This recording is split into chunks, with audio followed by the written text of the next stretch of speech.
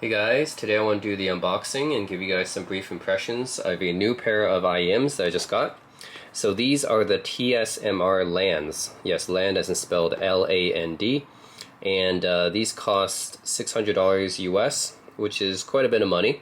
But it's not, it's not the most that you can pay for a pair of IEMs. You can actually go up to the thousands of dollars if you guys are aware of the IEM market. Right, all handcrafted IEMs. You can go into the Nobles, the Empire Ears, 63 Audios, Mi's. Like they all have really expensive IEMs that are up there. These are actually not the top end models of TSMR. These are pretty close. I think these are maybe their second highest model. And just to give you a bit of background on the company itself, so TSMR stands for Tansio Mirai. There it is. And I know the name sounds Japanese, but it's actually a Chinese company. And I know they're being a little bit pretentious with the name because probably they would figure more people would trust it if it sounds Japanese, which is probably true. So they're kind of a young company. They started in 2016. They only started selling IEMs starting around 2018. It's only around 3 years ago. But they've been getting some pretty good reviews online. And, Chinese IEMs are always well known for their value. So I thought maybe why not give this one a shot and see how much of an upgrade it is from my JH Audios / Astral and Kern IEMs that I currently use. So yeah, why they named their company Tansio Mirai? Well, the TS stands for Tang Song, which is the two prestigious dynasties of Chinese history, the Tang Dynasty, Song Dynasty. Mirai stands for future in Japanese. So they want to, I guess, kind of fuse the prestigious past with the prosperous future, I'm guessing. Something like that. So yes, that's the story behind the name and the brand, I guess. So yes, I want to see how this compares. I still have, these are my Astral and Kern / Jerry Harvey Audios Michelle's, right, which I did a video on back in 2019. These are still currently the IEMs that I use. They're handcrafted in Florida because that's where Jerry Harvey Audio is, and I've been still using these. Although I've been switching more back and forth between my Sony WF-1000 XM3s, which are wireless earbuds, and these guys. These guys I would use if I'm traveling, which I haven't really been doing, these days because of the lockdown. But whenever I do travel, this is what I use. I mean, IEMs are they're good for traveling because, they'll block out noise. They'll just inherently have passive noise isolation, right? And then if I'm just going outside, I'll probably use the Sony's, the wireless earbuds, because they're more convenient, right? Every time I use these, I gotta unravel them, detangle them and stuff. So IEMs are a bit more annoying to use, but of course they give you better sound quality, right, than Bluetooth. So yes, I'm gonna compare them against the Astral and Kern Michelle's, which are a nice pair of headphones. These ones cost about $300, I think, when I bought them. Astral and Kern, of course, is a Korean audio company, and then they listed the help of Jerry Harvey Audio, which is a custom IEM maker, and they actually make IEMs going up to the $2,000s, $3,000 range, I would say, with their custom IEMs, and then they'll make some really nice looking shells too. Jerry Harvey, by the way, is the guy who started Ultimate Ears, which is a name some of you may be more familiar with. The entire custom IEM market was basically pioneered by him. So then he created his own company, Jerry Harvey Audio, which does custom IEM designs. And I guess Astral and Kern made a model in collaboration with them. This one's not bad, $300. It's not the best value IEMs I can get, but they sound pretty good, of course, for the price. Better than just a standard pair of earphones, obviously. And then yeah, I decided to check out these IEMs that just came out. I saw them online as a new release and just figured, why not give them a try. I've not really tried anything above $300 in the IEM market so far. I mean, let's see if these are actually, twice as good as these. Right? These were $300, the Jerry Harvey Audio Michelle's / Astral and Kern Michelle's, $300 each. These ones are $600. Let's see if they actually sound twice as good, or maybe even better than that, because these are Chinese IEMs, which usually provide you better value, right? I would say that Astral and Kern is a company that's more well known for their aesthetics, and I mean, they do produce like audiophile quality stuff, obviously. It's just that their stuff is like usually really expensive, right? Like my A&N Norma SR15 DAP costs like $700, and that's the cheapest one, right? And my friend tested it out, and the DAC in that DAP doesn't even compete with the FiOS and the Shanling DAPs, right? So yeah, Aston and Kern I would say are they're nice products, very good build quality and everything. It's just they don't exactly provide you the best value, and their stuff is generally a little bit overpriced. So I'm pretty excited to see how these will sound. So let's do the unboxing. Why do I have this one here? What is Linsol? Okay, so Linsol is the online Chinese retailer that I bought it from, and since I'm buying these IEMs, I also saw some nice cables I wanted to get too. So these are the Linsol nymphs. These are, I'm going to read off the specs here. 8 strands, 5N OCC silver plated LITs cable. And so it says it makes use of the silver plated graphene coated layer on the surface for efficient transmission.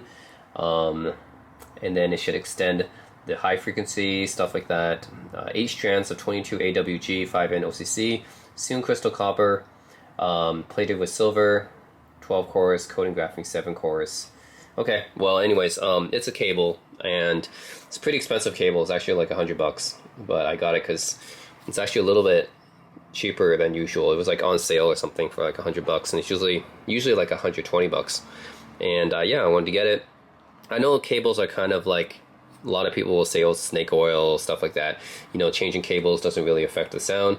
So these ones aren't really, when you're talking about high-end audio cables, right, you can go into the thousands of dollars. So I didn't spend too much money on this cable. They actually have higher-end cables than this, but I still wanted to check out, at this price range, does it really make a difference, right? So this is the cable, and this really is a nice-looking cable here. And you can get it configured in one of the, the 3 most popular options are 3.5 millimeters, which is a standard option that everyone is used to, the unbalanced inputs, and then 4.4 millimeter and 2.5 millimeter for your balanced inputs. So it comes with all those different plugs that you can use. Generally, if you have a Sony, I would say they use 4.4 balanced inputs.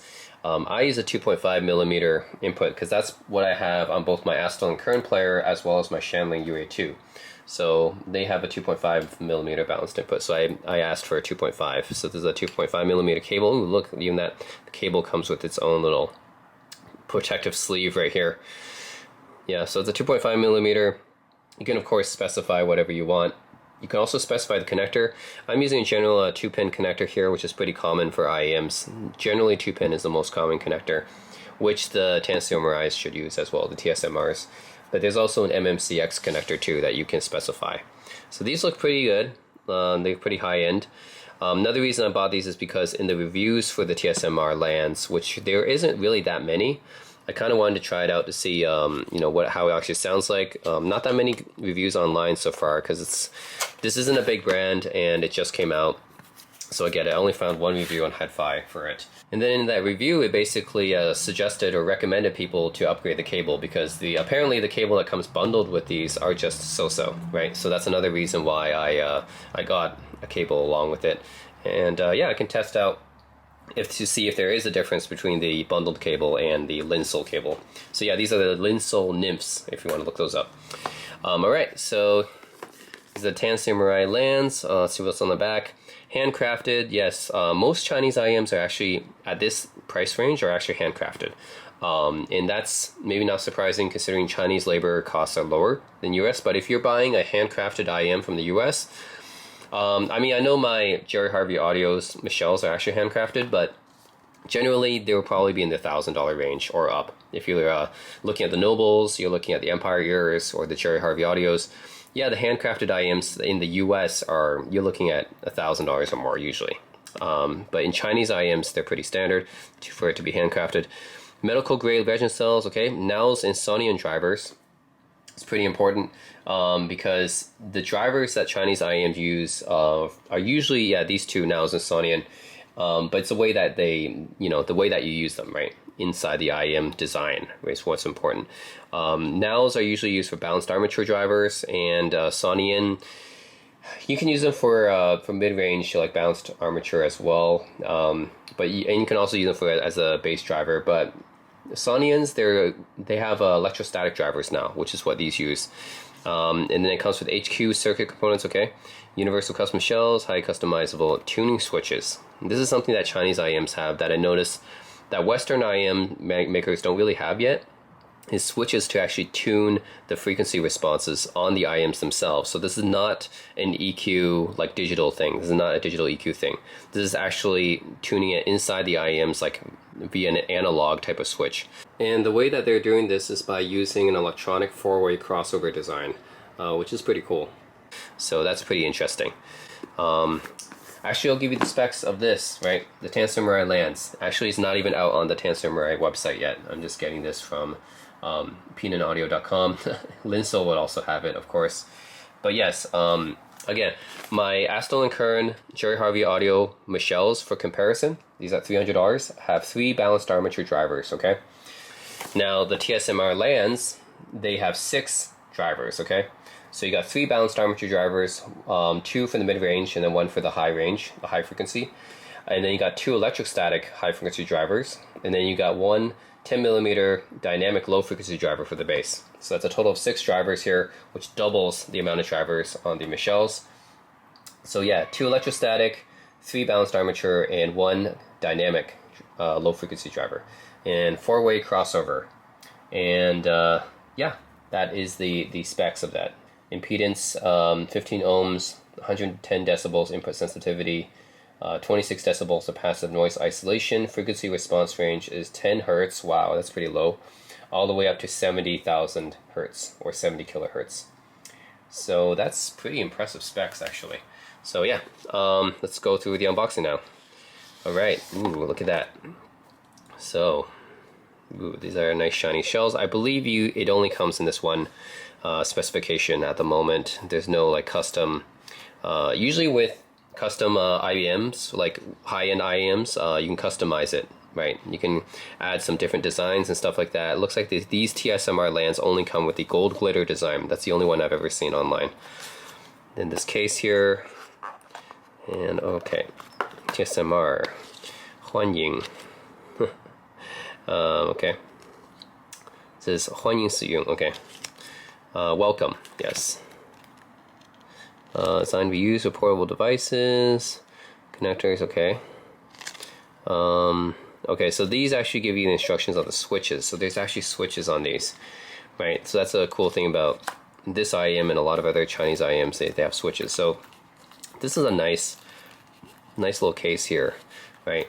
Compared to my Aston Kern case. In this case is okay, but this case is like really nice leather feeling. I don't think it's real leather, but it's, you know, definitely leatherette or something like that, or faux leather. It's pretty nice and looks pretty nice.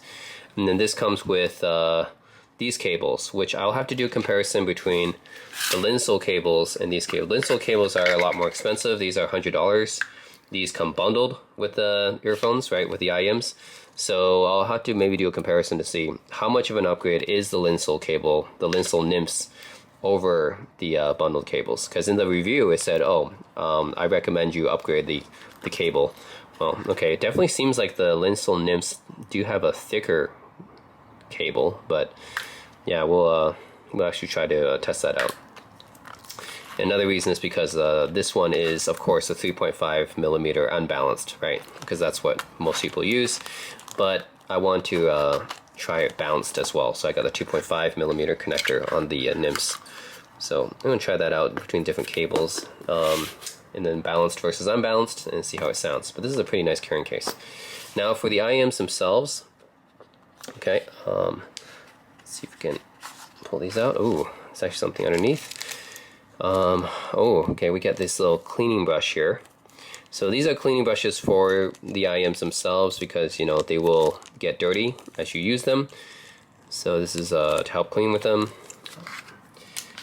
Get all that, you know, all the stuff from your ear will pile up on the IEM eventually. So just to help that clean that. And then this is a few ear tips that you can use. Just pretty essential because getting a good fit, right, is always important with IEMs, right? Especially if you want to cancel out the noise and everything passively, right? Then it's important to have good ear tips. So I forget how many did they give you here.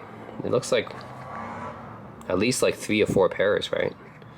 Looks like maybe like 3 or 4 pairs, it seems. All right, I'll have to find the best fit for that.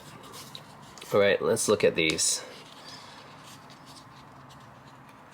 And then one pair comes with the IEMs themselves, okay. So yes, these are the Tansio Mirai lands. Look at that. The gold glitter, right? So yeah, 2-pin connector. That's pretty IEM standard, industry standard. Makes it easy to swap out cables. Now these are the switches. Okay. So you see these little tiny switches here. Now these switches are actually too small to even flip with a fingernail. They're too small to even flip with a fingernail, so I think that's what this tool is for. So there's an extra tool in here, right? So you have the brush, right, for cleaning, but you also have this small little tool here. This small little tool is actually for flicking the switches on the IEMs, because your fingernails are never going to be able to. It's actually hard to find a tool, right, to be able to actually change these. So that's what that little tool is for. And I can tell you guys what these switches can do. So they have 3 modes. So if you turn on the first mode and then leave the other 2 off, there's 3 switches, right? So like 1, 2, and 3. So you turn 1 on and leave the others off. It's bass enhancement mode, which increases the bass frequency response. Then you turn 1 and 2 on, then it's mix tuning, whatever that means. And then you just turn number 2 on, and then you leave the rest turned off. That means it's all balanced mode. I don't know exactly what that means actually. Then if you turn just 1 and 3 on, then it's mixed tuning. Then if you just turn the third one on and leave the other 2 off, then it's high frequency enhancement mode, which I guess boosts the trebles. Then if you just turn the second and third one on, it's mixed tuning, and if you turn all 3 of them on, it's mixed tuning with low impedance. Okay. Well, I'll have to test out all these different switches and see which one sounds best to me. There's a lot of different configurations. But yeah, that's guys. The TSMR Tansio Mirai lands, their newest model, which is so new that it's not even up on their website yet. We see that 4 holes in the nozzles right here. But yeah, pretty nice technology. They're $600, so they're definitely expensive. But if they can compete with, say, the Noble Sultans or the Empire Erie Odins, or the JH Audio Leilas, right, which are the top of the line IEMs for other Western IEM companies, and that would be super impressive, right? Even if it can compete with the $1,000 range IEMs from other companies, that would be impressive, right? So anything that can compete, if these IEMs can compete with IEMs, that are 2 times the price, $1,200 would be twice the price, right? So if it can compete with IEMs costing double the price, that's already really good value, right? So we'll have to see. But yeah, these look really cool. That's the Tansio Mirai lands. They definitely look really cool, and I'll just have to test out how they sound. I'll also be bringing my audiophile friend to help give some results as well. So if you guys have watched some of my other YouTube videos, maybe you've seen I'm doing some videos on basketball, debating with my friend Eric, and he's a really good basketball analyst. He's watched a lot of game footage of all the all-time greats, going all the way back to the 1970s and 1960s, actually. He's watched most of their games. So it's always fun debating basketball topics with him, but he's also a really good film critic, since he watched tons of movies, like foreign movies, not just American films, but he's watched foreign films and everything as well, classic films. He's also a really good literary critic because he reads all these different novels and stuff like that. And he's also an audiophile, so he has $6,000 ASW loudspeakers. He has, I think, a $500 to $600 Emotiva. Gigantic power amp at his house, and he has a shit audio, what is that, Lyre DAC, I believe, and he has a $300, I think $400 pair of FLC Chinese IEMs, which he really likes as well. So yeah, I'll be asking him for advice because, he's just a really good critic, and he can really pick out the different details of everything. So for audio, he can pick out like the sound signature of different audio devices that he uses. He can tell the difference between low res, high res, balanced, unbalanced, all that. Yeah, so he will probably be a much better judge than I am. So I'm gonna do that. Also gonna ask him, I'm gonna ask him a few things actually. If he can tell the difference between the Linsol cables and the bundled cables, then on his opinions versus the Astle and Kern or Jerry Harvey Audio Michelle's versus the TSMR lands. And then finally, I have the Shanling UA1 USB-C DAC right here, and the Shanley UA2 USB-C DAC right here. Obviously, he'll be able to tell the difference between these two as well and give his opinions about that. UA2 actually has both balanced and unbalanced, so we'll definitely ask him about that. So I'll also be asking him about the differences between the 3 switches as well and see how he thinks about the different tunings and stuff. Yeah, that's it, guys. I'm going to ask Eric for that, and he'll definitely give a better, he'll be a better judge of the differences than I am. But of course, I'm expecting some pretty big differences. So stay tuned, guys. That's it. That's the Tansio Mirai LANs. Sounds a little bit different from before. A lot more power. A lot more power. A little bit too much, actually. Okay. So I barely have any room to do my volume attenuation anymore. Pretty much I'm already down to the bottom. It's already almost too loud if I just do one Still more. too loud. Very bottom is not too loud, but then if I just go one, but it's a little bit too quiet. If I go one up, it's too loud. So almost have like nothing to adjust. But it's okay. Treble seems a little bit better. Still not as good as your FLCs. Oh no, not as good as the FLC. In terms of pure definition, it got better, I think. Well, I can't say definition got better, but there's a bit more treble now. So there's a bit more sparkle in the treble. The treble is actually a lot more forward now. And I think a little bit more soundstage now, just a little bit more. The bass is still a bit overblown though. But it was overblown previously already, the bass. But obviously after listening to like the Sony and the Sens, the bass doesn't sound as bad anymore. Yeah. But then it's still too overblown. But then the treble now is a little bit, there's more attack in the treble now. So that kind of bounces out a little bit more, and just a little bit more soundstage. So it does sound a little bit better, but at the same time, something seems strange though with the sound. The treble sounds a little bit strange. I don't know why. Yeah, like parts of it sound like there's more detail, but other parts sounds like it's not very thick in certain parts. Okay. I'm not sure what's going on. So yeah, but it's okay. Sounds better than. Well, it's just different from last. Okay. Yeah. So if I'm going to use the TSMR LANs, now these ones, be careful. They get really loud, so you make sure to turn the volume down on these two. Okay. And they're going to use the same DAC and they're balanced. And for the ear tips, anything bigger? Because these look way too small for me. I won't get the right seal for these. Let's see. Are these the OEM cables? Nope, that's the upgrade. These are the OEMs. They have those ones are unbalanced. Cool. You want to try with the unbalanced first, or? I can try. Doesn't matter. I'll try the balance first. Yeah, because you just try the balanced. Exactly. And after this, then I'll try the You can try unbalanced, and I'll compare it with my FLCs. Sure. Because these are not the stock cables. These are like $100 upgrade, basically. Wow. Yeah, from Blinzel. The same site? Yep, same site. So these are Chinese cables too. Okay, so I'm presuming red is right. And you put these. Oh yeah, there's a switches. So these, I turn all 3 switches to on.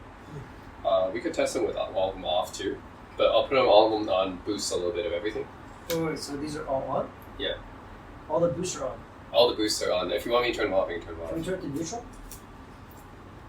I don't know if the neutral. There's Which one is neutral? all of them are like if you turn all of them on, it's about the same boost, right? If you turn all of them off, it's like it's the original sound. Yeah. So we could turn all of them off first. I'd rather hear like the original sound first. Yeah. What did they come default wise? All off? Yeah. Okay, all off default. Okay, then let's do the default. We can turn all off default. Yeah. But then I recommend putting them all on after. Okay. Well, I'll try both. So try both, yeah. Yeah. But then I just want the default first.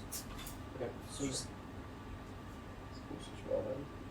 you can't use your fingertips, right? You gotta use that. Nope. It's too small. Is that what they suggested? You can't use your fingertips. These are too small. They give you this special tool. Okay, so turn it all off. So that's a special tool that you use. Yep, you have to use this. Cool. This is way more convenient than my FLC tuning. Because mine's actually the hardware. Like I got a screw and everything. Oh. Yeah. I gotta change the plugs and change the screws. Nope, these are easy. You just use the small tool. For me, it's change plugs, change screws, change nozzles. Okay, that's way more work. Yep.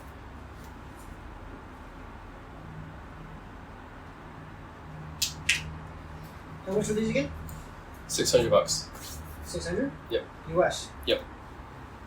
And you're using a $100 upgraded cable, so it's technically $700. And afterwards, you can test it with boost on, and then you can test it with the other cable. Yep. I'm not sure which one's left or right.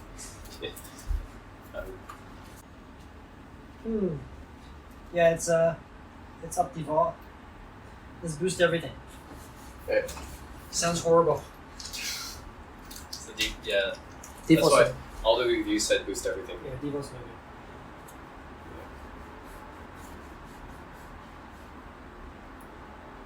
good. And there's something strange with these headphones though. The bass is coming up from the wrong side. Like, but I have the proper ones like on the right ear though, because the drums are coming from the correct side. But then for some reason the bass guitar is also coming from that side, which is it's not supposed to. It's supposed to come from the other side. Okay, that's Kind of strange. interesting. But maybe it's because this configuration has a dynamic bass driver. So if they have a dedicated bass driver per. Still, but I would expect it to come from the correct side though. So I'm not sure why I'm the not bass. sure. I'm not sure why the bass is coming from the other side. Hmm. Yeah. And like I said, I have the correct alignment because the drums are coming from the correct side, and the guitars are the correct side. So, for some reason, the bass guitar is on the left side, but it should be on the right side. They're pretty good. They're good. They should be much better with boost. Well, they're very well. It sounds way better with the boost everywhere. Yep. They're more detailed. Yeah. These headphones are pretty detailed. But the problem is there's just too much power with the bounce cables. So like it's either too loud or too quiet for me. I can't find a proper. Let's try this with the unbalanced cables. Overall, it's more of a balanced sound. So it's more of a balanced sound, more neutral, but at the same time, there's a lot of it's really forward. Everything's really forward. So the mids are super forward. The treble is super forward, and yeah, but it's a balanced but super forward sound. Not that much soundstage actually, just a little bit, but not too much. They should be better than your FLCs. Technically speaking, but then I think with the tuning, there's still some issues. It's a technically pretty good headphone. I mean, I can hear a lot of detail. Very detailed headphone. And they should be much better than my Michelle's, right? Well, the Michelle is just too much bass. But they're totally different sounds. This is like the complete opposite of your Michelle. This is more neutral and everything's really forward. But reference level quality is would be better than Michelle. Yeah, I guess so, but I think there's still something off with the tuning. I think this is probably a new company, right? Yep, they've been in business since just like 2014 or something, and they just started selling these like in 2018. It's not for a very long time. I'm wondering maybe like if they like the technical specs are impressive, but then I think maybe they need to do some more fine tuning. Could be. I mean, they only made IEMs for 2 years, but this is their first pair that has electrostatic drivers. So like after we turn on the all the stuff, the bass doesn't sound as obviously wrong when it's coming from the other side. But now the bass sounds like it's coming kind of like from both sides now a little bit, which is a little bit better. But technically, it should actually come mainly from the right side. So I think a lot of tuning like where the bass should come from. They can use a bit more soundstage. That was usually unbalanced. Everything is really forward, but then it sounds a little bit disjointed. However, like there's a lot of detail. It's really forward. Pretty good. I just wish I had bigger ear tips because I don't think I'm getting a complete full seal. I see. So I might be missing a little bit of bass sometimes.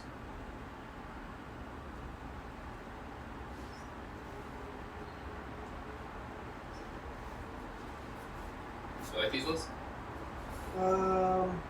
They're more. I think they have more detail. They might have more detail than my FLC8 by a little bit, but it's hard to say because mine's all set to neutral for my FLC8, so I didn't actually elevate anything because I can actually elevate all three of the frequencies as well, and then it's gonna sound totally different as well. So right now, compared to like my completely just neutral, compared to like the fully elevated of the new ones. Yep. Then yeah, I hear a bit more detail, obviously in the mids and the treble. So that's normal because we elevated everything. So that's why like the mids and the trebles I can hear some more detail. It's more piercing as well though. The bass depends because I'm not getting a proper seal. So sometimes the bass sounds different each time when I'm listening to it. Bass seems a bit more controlled maybe, but then at the same time I'm not sure am I getting the right seal. But I do hear more detail from it if I really want to compare, especially in the treble. Okay. But that's also because we elevated everything. So like I haven't listened to mine elevated like for a long time, so I don't remember what mine sounds like when I elevated all three frequencies. Yeah, because mine I can elevate the treble, the mids, the bass, and the sub bass. Okay. So yeah, if I elevate all 3 or 4 of those, I don't know. I'm not sure about hearing more detail. I tried it once, but that was a long time ago. But overall they're good. I just wish there was a slightly bigger ear tip. Just slightly bigger. So you like the unbalanced cables better than the balanced? The problem is just the balance is just way too loud. It's very powerful. Yeah, that's where the problem is. There's too much power. And I wish like the ear tips would be just a half size bigger. Because like, these are perfect ear tips for me. For some reason, they came in the perfect size. And then, but balance, you can tell like there's a lot more volume.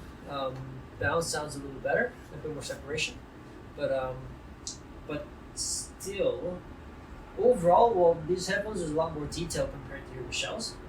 Yeah. Is it the Michelle's? Should be. Yeah. Yeah. These are twice the price, and it's from like a Chinese brand, so I'm expecting it to. The bass, I can't really comment the bass, guys. I just don't think I'm getting a proper seal. Because the bass for these, they sound a little bit light sometimes, but other times it sounds like it bleeds, so I can't really tell. Because I get the fit just moves around my ears. Yeah, it's nice. Only thing is just when I use the UE2, I can't find the right volume sometimes. That's the biggest problem. Sometimes you're too loud or it's too quiet. And that's where like using the quad DAC actually helps, because once I switch to quad DAC, they give me way more like volume levels. Yeah. Otherwise, yeah, the UE2 is nice. But yeah, like in terms of like just my neutral settings for the FLC8 compared to like these new ones on high for everything, then I do hear more detail in the mids and the highs. I hear more detail. I don't know what it'll sound like if mine are elevated too, but then as of right now, I do hear more details.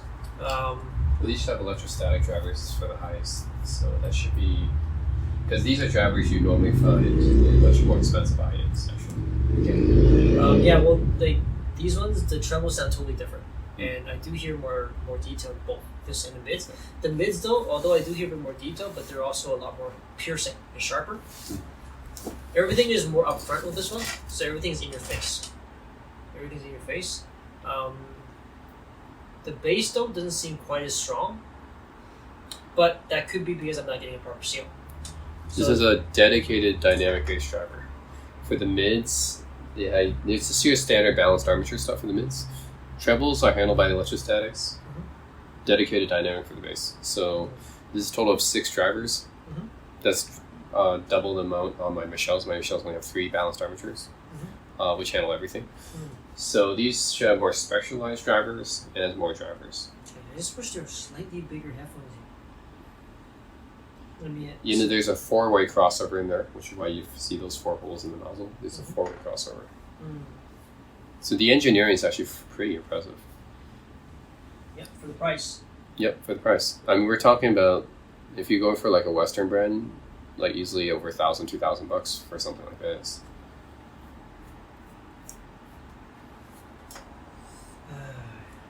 Although I have to compare, like I haven't listened to the Nobles or the Empire Ears or the Laylas, but yeah. I have listened to the, I think it was the Nobles. Which one's that? The Kaisers? At that time, the highest models, it's about like 5-6 years ago.